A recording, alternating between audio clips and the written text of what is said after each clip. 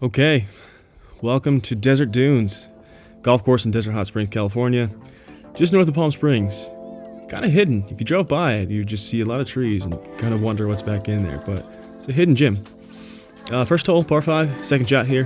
Didn't record the first because there's always a starter. I don't want to deal with showing, like, I've got my A7S III. It just looks really awkward, so I just don't.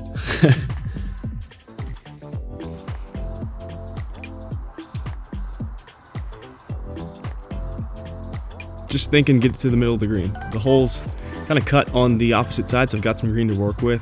I think I landed this one kind of in the middle and just, I think it left it about maybe 10, 12, 15 feet somewhere in there. Yeah, it was a good shot. I was proud of that one. You know, give yourself a chance. You don't want to leave those short. I've done that quite a few times. But these greens are slick. They look really nice. I don't know, I kind of like the way those look. I know some people maybe don't like that. It kind of looks a little Chambers Bay-ish. I know Chambers was fescue Poa, and this is Bermuda. So, and obviously that was really brown and dried out. This one isn't. Just get some of the vibes. Pull that one to the left a little bit. I had to hit a provisional there. I didn't warm up. It's, obvious that I did not warm up. I was pulling drives. It didn't look great. The first shot was great, but I just gave myself a mulligan here. I don't do that very often. I'm not a mulligan guy, but very windy. I played too much wind, and then I just said, you know what? You can hit a better wedge shot than that. And I did. Hit to like 6 feet.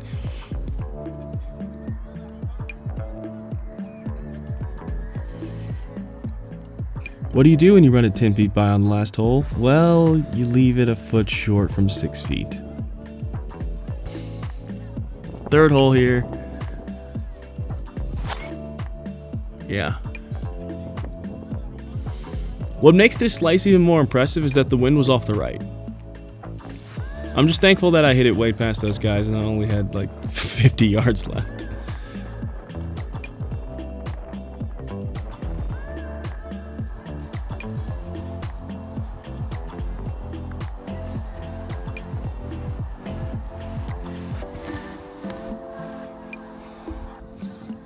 Yeah, apologies for the quality of golf here in the beginning.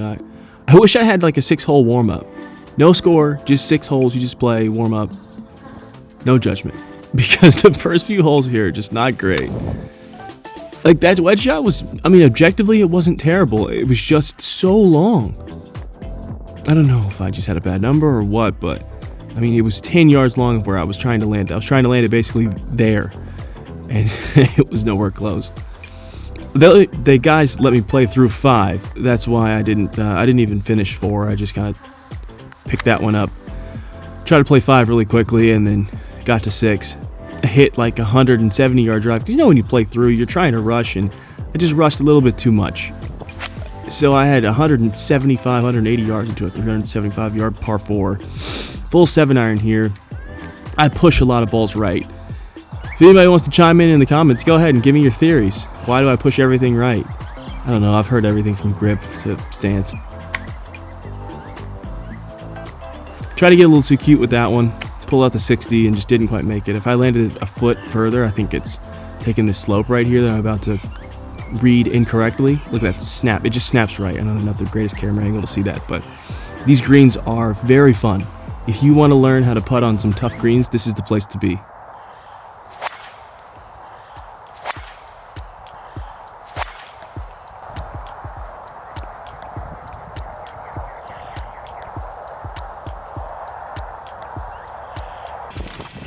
That was smoked.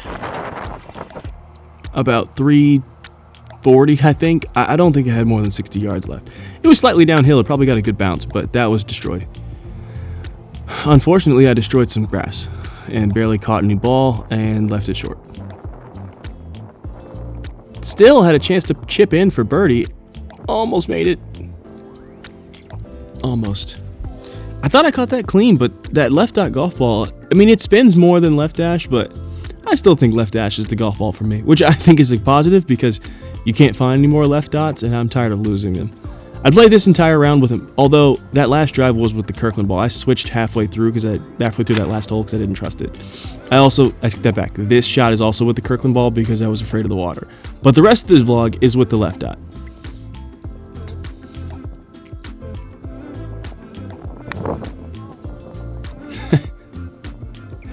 Yeah, this is the middle of the nightmare.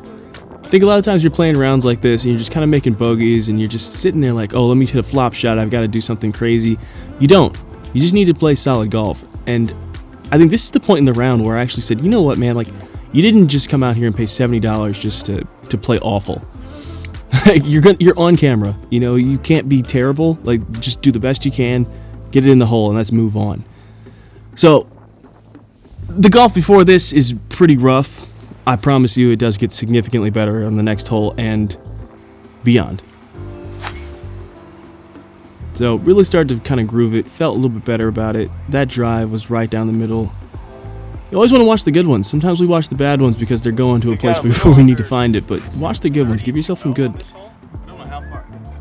brain memory here. 230 left into this ninth hole, par 5.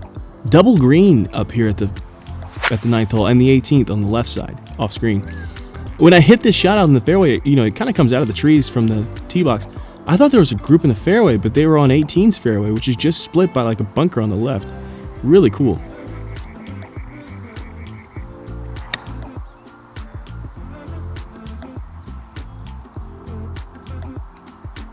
I was proud of that one.